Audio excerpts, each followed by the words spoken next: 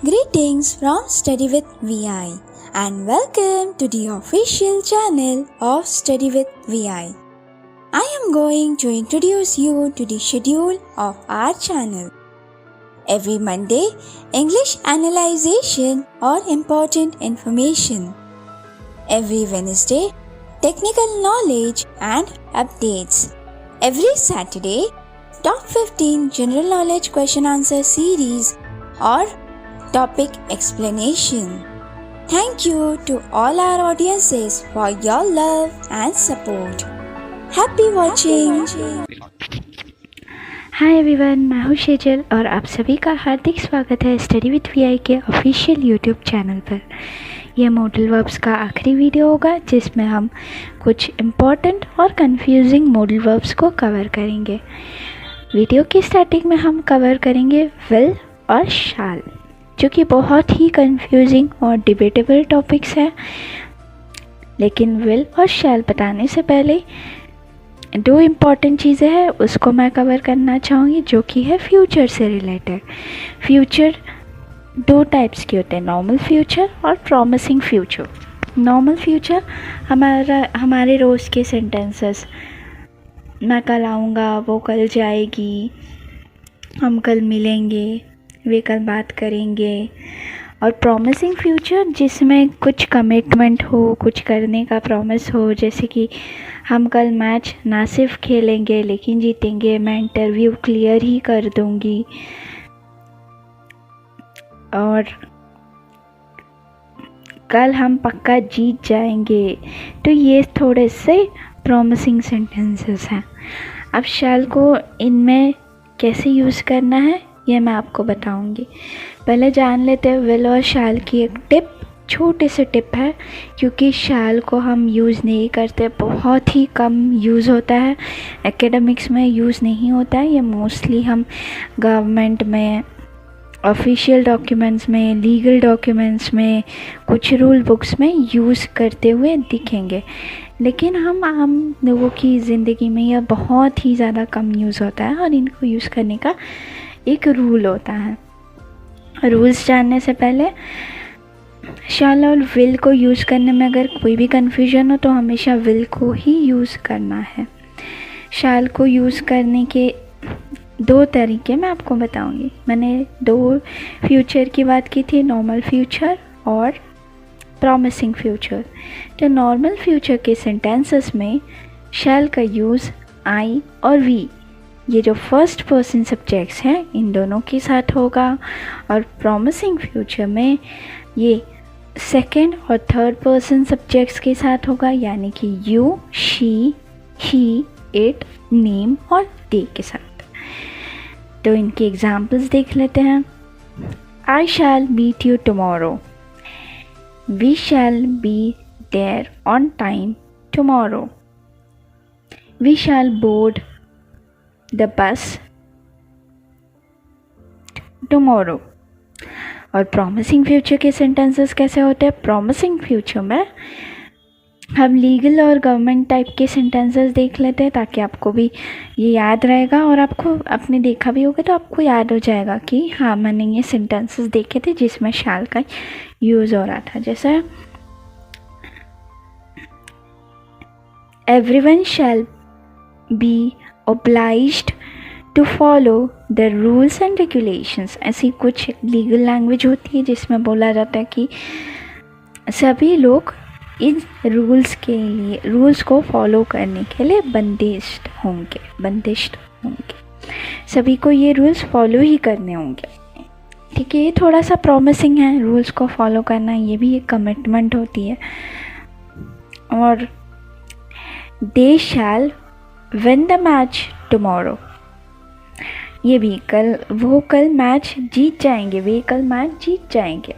ये भी एक promising commitment type of sentence है, तो इधर भी शैल का यूज़ होगा।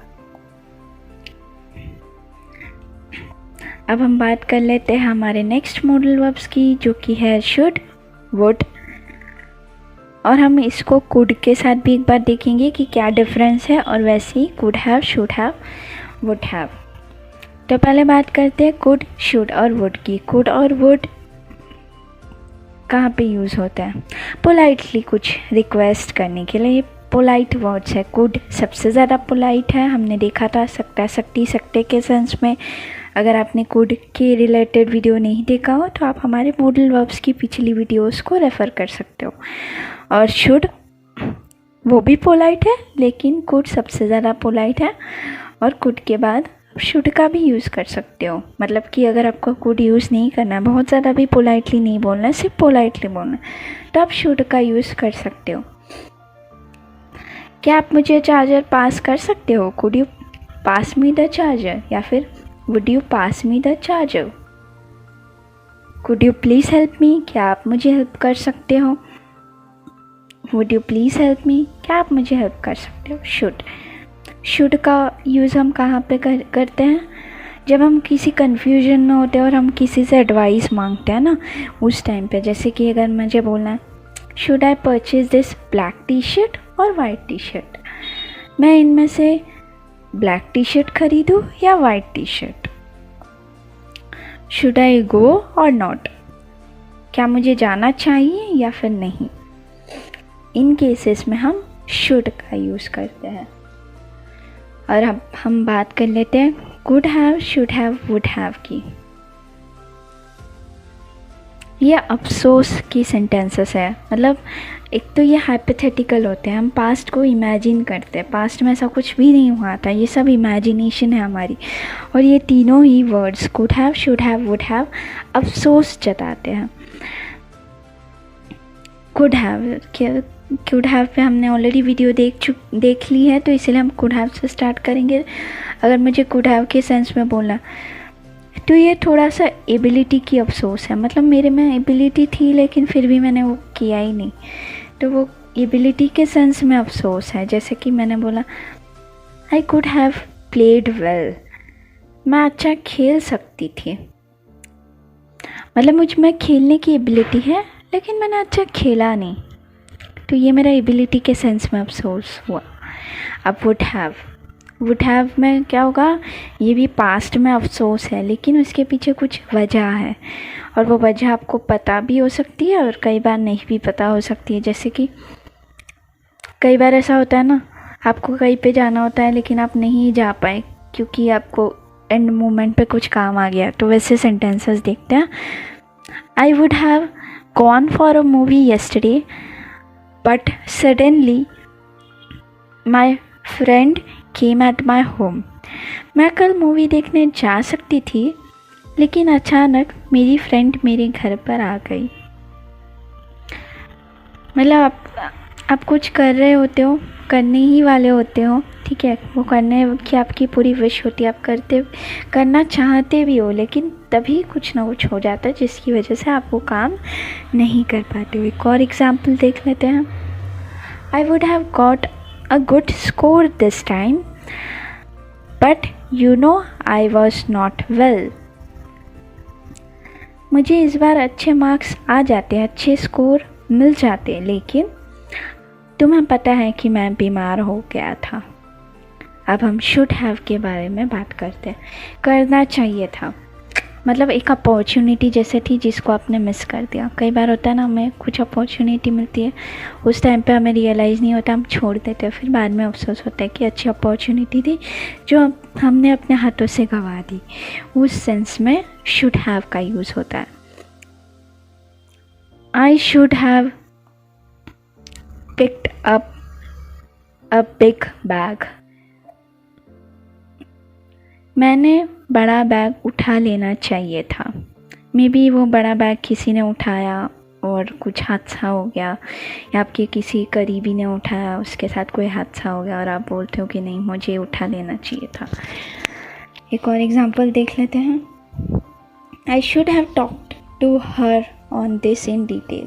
कई बार हो जाता है ना, हम बात नहीं करते, कुछ गलत फहमियाँ हो जाती है, तभी भी हमें अफसोस होता है कि हमारे पास अपॉर्चुनिटी थी बात करने की लेकिन हमने नहीं की। तो उस सेंस में मुझे बात कर लेनी चाहिए थी उससे डिटेल में, मुझे उससे डिटेल में बात कर लेनी चाहिए थी। I should have talk to her in detail. तो ये थी हमारी आज की वीडियो। आई होप आपको समझ में आया होगा।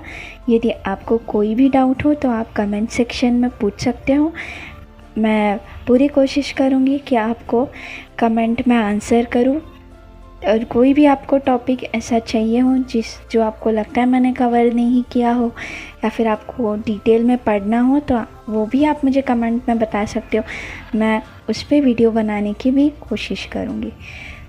ये था आज का वीडियो। होप आपको पसंद आया होगा। यदि आपको मेरी वीडियोस और हमारे चैनल पे अपलोड होने वाली वीडियोस पसंद आती हो, इन्फॉर्मेटिव लगती हो, तो वीडियो को लाइक, शेयर एंड कमेंट करना ना भूलें। धन्यवाद। मिलते हैं अगले वीडियो में नए टॉपिक के साथ। Thanks for watching.